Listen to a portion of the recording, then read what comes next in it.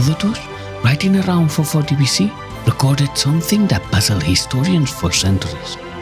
According to him, the Dacians laughed at funerals. When someone died, the people living in what is now Romania did not mourn. They laughed. Not out of cruelty, not out of indifference, but because they believed death was not an ending. It was a passage to a better world. To wait for the deceased in their eyes was as absurd as crying for someone who had just won a prize.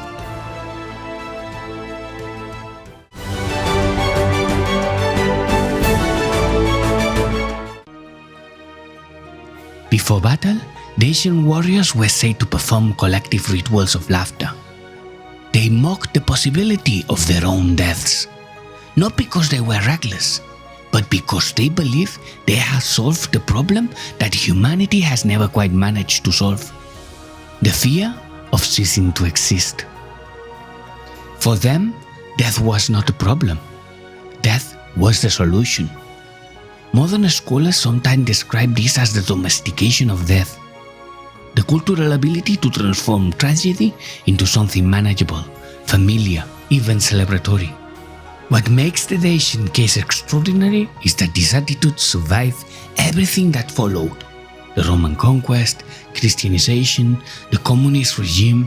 Today, it can still be visited in a small cemetery in northern Romania, the Merry Cemetery of Săpânța. Its survival has a name: Stan Pătraș. In 1935, Pătraș was a 27-year-old woodcarver in the village of Săpânța, in the Maramureș region of northern Romania. He carved porches, gates, and decorative wooden structures. The cemetery came almost by accident. The villagers could not afford the ceramic portrait photographs commonly used in the urban cemeteries.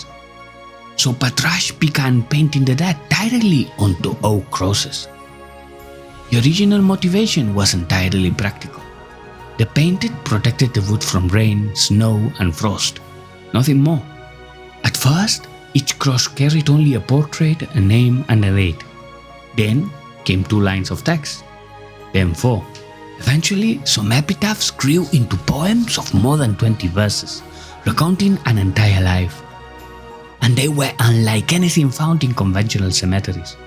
Written in the first person and in the local dialect, they mix black humor, irony, affection, and a startling psychological precision. What began as a practical response to poverty gradually became one of the most remarkable archives of human character in Europe. The result is a cemetery unlike any other. Above all, it is blue. Blue, blue, blue. An intense luminous shade that has become the visual symbol of both the cemetery and the region itself. Against that background, brightly painted scenes depict the everyday lives of the deceased: shepherds, weavers, teachers, doctors, soldiers, mothers, and occasionally drunkards. The style belongs to what art historians call naive painting. There is no academic perspective, no concern for artistic faction, no attempt to impress, only a direct and disarming honesty. Each cross is simultaneously a sculpture, painting, and poetry. The decorative motifs, solar symbols, flowers, geometric designs, come directly from the traditional textiles and wooden architecture of Maramureș, a region that has preserved cultural form lost elsewhere in Europe centuries ago.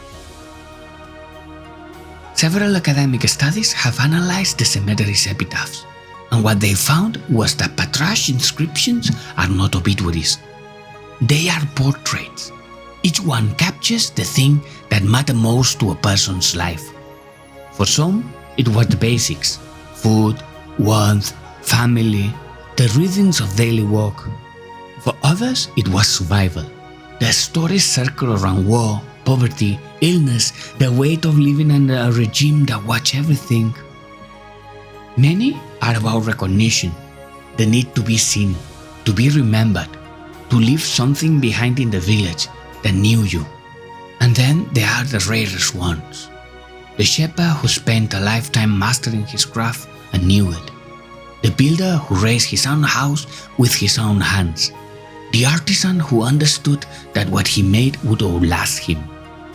Pătraș had little formal education, but he possessed something uncommon, an instinct for the intricate particularity of each person.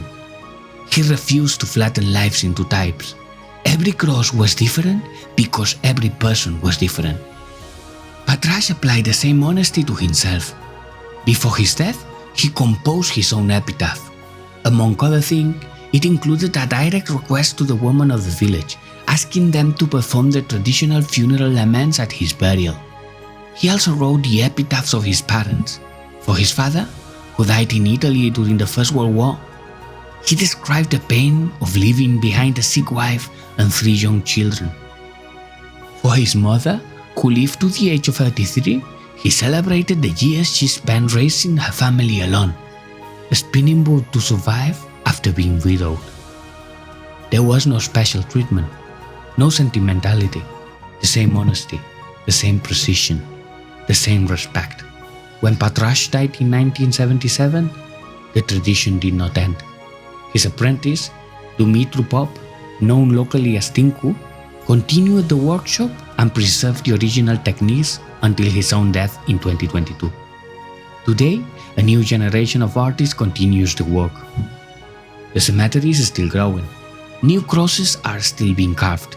New lives are still being recorded. And the people of Săpânța are still documented in wood and paint how they lived and how they died in the 21st century. Today, the Merry Cemetery receives more than 200,000 visitors every year. It is usually classified as a form of dark tourism.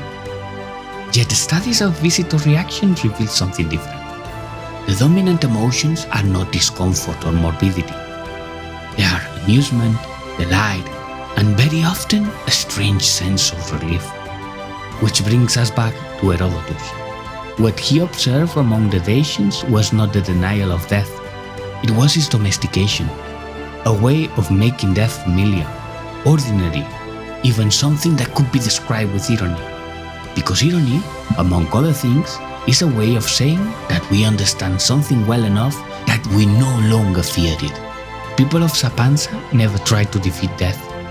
They transformed it into story, into humor, into memory, and perhaps that is why the cemetery feels so alive.